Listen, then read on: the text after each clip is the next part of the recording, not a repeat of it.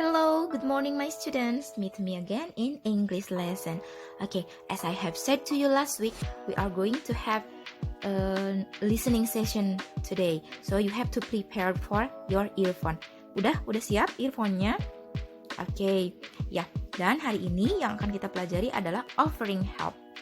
Oke, nah kita nanti harus apa setelah belajar ini? Nanti kamu harus bisa apa? Nanti kamu harus bisa menerapkan ungkapan menawarkan bantuan ini. Jadi ketika kamu melihat situasi tertentu yang membutuhkan tawaran bantuan dari kamu, maka kamu harus bisa ngomongnya seperti apa untuk menawarkan bantuannya. Nah itu nanti setelah belajar ini kamu harus bisa, ya. Insya Allah. Nah sebelumnya dan hari ini kita akan punya sesi mendengarkan. Kita cari tahu dulu offering help itu apa. Ada yang sudah tahu? Oke, ungkapan menawarkan bantuan. Yang belum tahu, Bu Naha menawarkan. Oke, ini asal katanya offer. Nah, ini yang artinya menawarkan, memakai akhiran ing. Iya, menawarkan. Overnya ini bukan over dengan V. Nah, ini artinya berakhir. Bunyinya memang nanti hampir sama, tapi artinya beda ya. Apalagi bunyi F sama V itu beda. Tapi mungkin bagi kita yang orang Sunda yang kenalnya cuma P, peyem, mungkin agak susah juga membedakannya. Nah nanti bisa dibedakan dari bunyi F dan bunyi V. Bisa lah ya nanti juga sedikit-sedikit.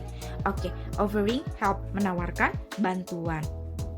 Nah ungkapan ini apa sih ungkapan menawarkan bantuan itu?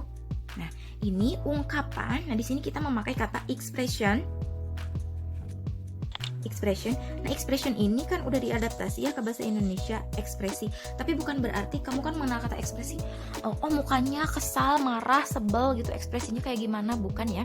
Tapi expression juga digunakan dalam istilah bahasa Inggris itu untuk menyatakan ujaran yang punya makna sosial tertentu gitu. Jadi ujaran, tahu ujar, kita berujar kan, ujaran sesuatu yang keluar dari mulut kita yang punya makna, itu ujaran.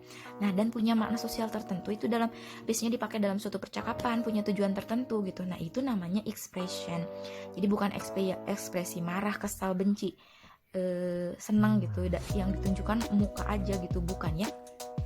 Oke, jadi apa offering help itu adalah ungkapan yang digunakan use yang digunakan when, ketika you want, kamu ingin to help someone, menolong atau membantu seseorang, to do, untuk melakukan something, untuk melakukan sesuatu. Jadi kamu mau melakukan sesuatu nih, kamu menawarkan bantuan untuk melakukan sesuatu, makanya itu menawarkan bantuan. Oke, nah nanti mungkin di contoh-contohnya, oke kita lihat contohnya. Seperti apa saja contohnya ungkapan menawarkan bantuan itu? Nah ini. Nah ketika kita perhatikan contohnya, ini beberapa yang mungkin tahu several expression you can use to offer to help someone. Beberapa ungkapan, tapi ini tidak baku misalnya ini saja yang bisa digunakan untuk menawarkan bantuan, ya tidak ya. Redaksi kalimatnya bisa berbeda, tapi maknanya yaitu menawarkan bantuan. Nah di sini beberapanya ada yang bentuknya kalimat tanya gitu. Nah salah satu strategi ketika kita menawarkan bantuan yaitu dengan bertanya. Tapi yang perlu diperhatikan dalam sisi sosialnya, jika kita sudah tahu apa yang harus kita lakukan untuk dibantu terhadap orang tersebut, sebaiknya tidak bertanya bisa dibantu apa enggak, tapi tawarkan langsung saja bantuannya. Misalnya gini nih ilustrasinya, kamu lihat guru kamu nih dari ruang guru, di kiri selempang tas sama infokus di pundak gitu. Terus tangan kirinya juga bawa terminal gitu, colokan. Di kanannya bawa laptop, jinjing laptop gitu. Terus bawa air minum juga. Nah, kamu kan tahu berarti kamu bisa menawarkan apa? Pasti kamu tawaran bantuannya ngebawain kan. Jadi jangan lagi nanya, "Ibu ada yang bisa saya bantu?" Nah, jangan, tapi "Ibu, saya bawakan ya laptopnya ke kelas gitu." Ya, atuh pira kue menit tega eta udah ngelihat guru kamu angka ribung gitu bawa-bawaan naon tapi nanya, "Ibu ada yang bisa saya bantu?" Ya, tidak kurang sopan kan terdengarnya. Nah, itu ya. Itu untuk sisi sosialnya. Jadi ketika kita sudah tahu apa yang harus kita bantu, bantuan apa yang bisa kita lakukan, jadi bentuknya jangan bertanya. Meskipun memang strategi untuk menawarkan bantuan itu salah satu bentuknya adalah dengan kalimat tanya, seperti can I help you, what can I do for you gitu. Itu sama artinya menawarkan bantuan sih gitu. Tapi mungkin dikala kamu bertanya itu, kamu belum tahu apa yang bisa dibantunya. Misalnya kamu resepsionis misalnya di hotel, terus ada tamu tengok-tengok gitu. Ya kamu nggak tahu dia tengok-tengok kenapa, kan belum tahu juga. Mungkin dia cari saudaranya, mungkin dia cari toilet gitu, mungkin dia cari informasi apa, mungkin dia cari satpam gitu, kan belum tahu. Nah dalam situasi yang seperti itu ya cocoklah kamu sebutin what can I do for you gitu, is there anything I can help. Nah itu cocok. Tapi kalau kamu sudah tahu bantuan apa yang bisa kamu lakukan, ya tolong jangan ditanyanya seperti itu ya. Nah itu yang harus diperhatikan. Oke, bisa dipahami untuk itu ya. Dan ini juga lewat tuh. Kalau untuk yang bawah itu ada need help, butuh bantuan, itu untuk teman yang sudah akrab mungkin bisa kamu gunakan. Tapi untuk yang kamu hormati, misalnya kepada bapak kepala sekolah misalnya, kamu gunakannya yang pertama itu lebih sopan. Perhaps I could assist you with that. Nah kita mengganti kata help-nya itu dengan kata assist. Assist itu sama artinya membantu. Assist. Nah ini sama dengan kata help tapi lebih sopan gitu. Dan kita juga bisa bentuknya dengan kata bendanya. May I offer you assistance? Kalau yang ini assist, membantu, bantu gitu, ini bentuknya kata kerja kalau yang assist. Nah kalau yang ini may I offer you assistance, bolehkah aku tawarkan Anda bantuan? Nah kalau ini bentuknya kata benda. Oke. Nah itu ya. Oke lanjut. Nah ketika kita ditawarkan bantuan, kita kan responnya apa tuh? Kamu kalau ditawarin bantuan, kemungkinan respon yang munculnya apa? Kita bisa terima atau kita juga bisa tolak. Ya kalau kamu mau dibantu gitu kan ada ya, kamu mau dibantu, kamu nggak mau dibantu nih. Tas ini tuh riskan banget gitu kalau dibawain sama kamu gitu. Ada duitnya banyak kayak bukan gitu ya, itu mas udon namanya. Ya maksudnya there is something that we don't need anyone to help gitu. Jadi kita nggak butuh orang lain buat bantu gitu. Dan kita sendiri yang harus melakukannya gitu kan, bisa aja seperti itu. Nah kita bisa menolak, tapi kita juga bisa menerima. Nah ini untuk yang menerima. Accept itu menerima, tahu ya. Accepting an offer, menerima sebuah bantuan. Ketika kita menerima, kita bisa katakan yes please, yes I really need it, thank you. Nah jangan lupa ucapkan terima kasih, itu lebih sopan. Jadi selalu ucapkan terima kasih gitu. Iya dong, orang udah ditawari bantuan ya. Sama itu politeness-nya, sisi sopan santunnya dalam bahasa Indonesia, bahasa Inggris juga sama. Jangan lupa ucapkan terima kasih. That would be so kind, thank you, oh really, thanks a million. Nah ini ucapan terima kasih macam-macam ya. Thanks a million, bukan cuma thank you aja atau thank you very much gitu. That would be great, thanks a lot, thanks a bunch gitu. Jadi boleh ucapan terima kasihnya macam-macam yang bisa kamu terapkan gitu. Kalau bosan dengan thank you aja ya, how kind of you gitu, kita puji kebaikan hatinya karena sudah menawari kita bantuan. Oke. Nah itu jika kita menerima. Nah kalau menolak seperti apa? Menolak itu decline.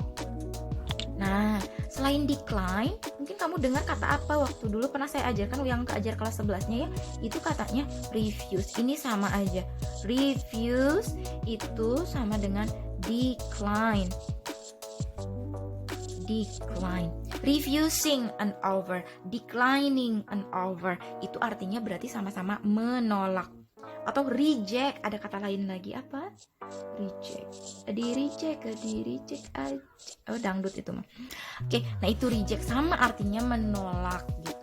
Jadi kalau kamu menolak, boleh menolak tawaran bantunya seperti tadi. Kalau kasusnya kita tidak perlu dibantu, tidak boleh atau malah tidak boleh dibantu gitu, ya kita tolak ya. Thanks, but I can do it myself. Misalnya kamu mau dibantuin nih ngerjain tes gitu, nggak boleh kan? Harusnya sendiri ngerjainnya. Oh enggak, saya bisa kerjain sendiri. It's okay, I'll handle it myself. Aku akan menanganinya sendiri. No, it's okay, thanks. No thanks, I'll be alright son. Nah jadi meskipun kita tolak dengan polite dan jangan lupa ucapkan terima kasih. Oke, nah itu ya, jangan lupa ucapkan terima kasih udah ditawari gitu meskipun kita tidak membutuhkannya. Oke.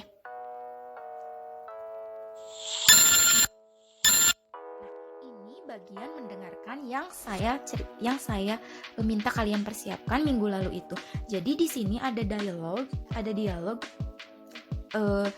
Di dalamnya ada beberapanya itu ungkapan menawarkan bantuan. Ada juga yang tidak bisa memberikan bantuan gitu. Ada beberapa ungkapannya. Nah, ini yang harus kamu dengarkan baik-baik. Untuk bagian kosongnya, blanknya, the blank spaces, ini bagian-bagian kosongnya. Bagian-bagian kosongnya, kamu dengarkan baik-baik. Dari apa yang kamu dengar nanti, ya kamu tinggal klik ini tanda stikernya ya. Lalu kamu isikan di sini. Nah, kamu isikannya di buku catatan dulu. Jadi apa yang apa yang kamu dengar, kamu tuliskan jawabannya apa.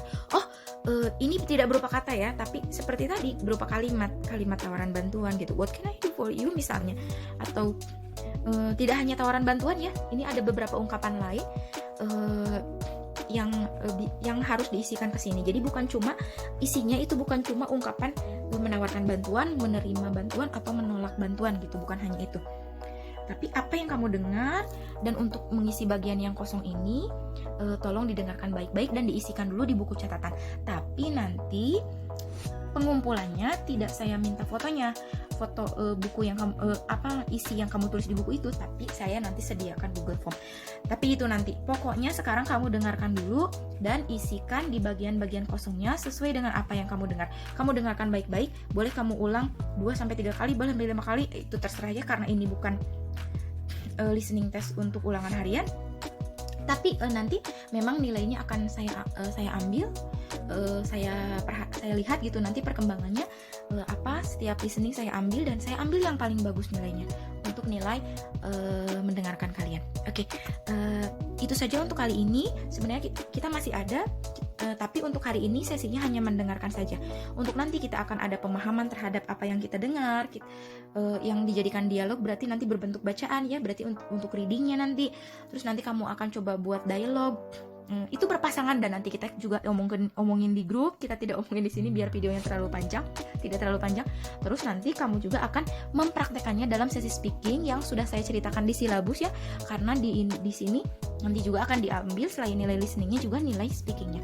Oke, jika ada yang tidak paham silahkan langsung tanyakan di WhatsApp group, dan untuk pasangan untuk bekerjanya pun kita omongkan nanti di WhatsApp group. Oke, thank you.